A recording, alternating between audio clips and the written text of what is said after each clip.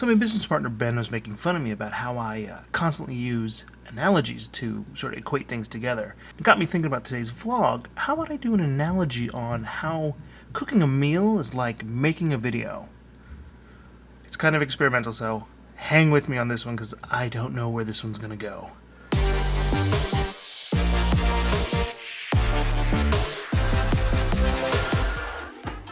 How to cook a video. First, get your shot list.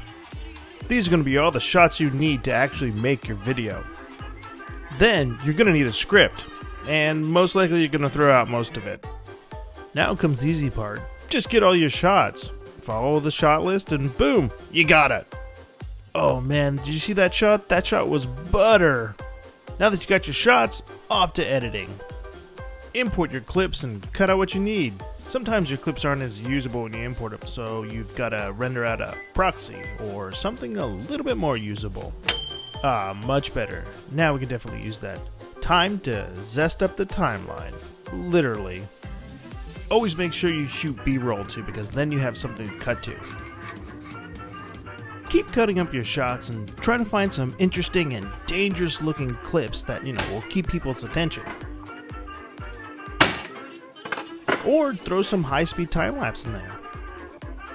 People love the flavor of high-speed time-lapse, so don't forget to add some.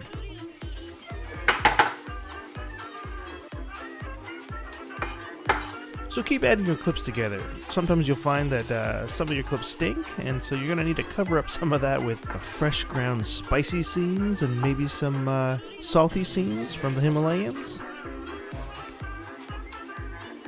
Okay, now let it render and let's do a taste test of the first pass of the intro. Yeah, just as I figured, it needs a little bit more conflict.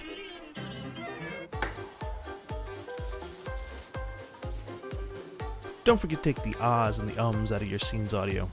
Nobody likes those. Okay, squeeze in enough conflict so your scene is interesting again. Now it's time to start fixing up that money shot.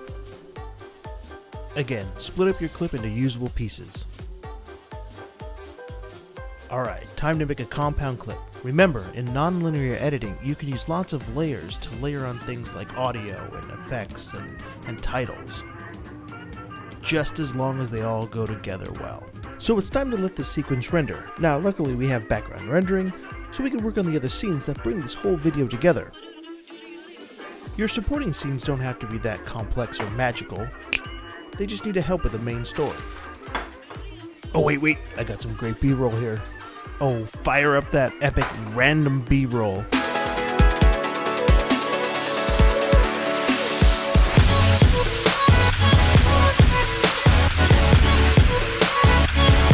Now let that sequence render.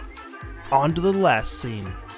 Now you've always got that one sequence that you've shot and you think it's going to be super epic, and then you import it, cut it all up, and then you realize this big epic scene is just going to play this tiny little part.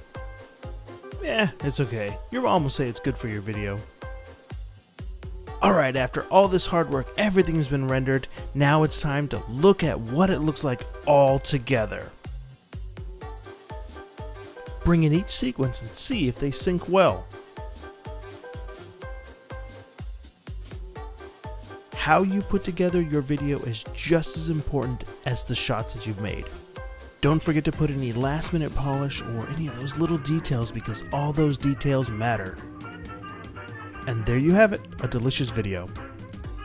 Next week, we'll do an analogy that makes more sense. Man, I hope that made sense. I hope I didn't lose all my subscribers either from that, so it was an experiment. Try it, why not, right? Thanks for watching the whole thing, and hopefully some of that made sense. But who knows, it worked in my head. I'm Weekley, and I'll see you tomorrow.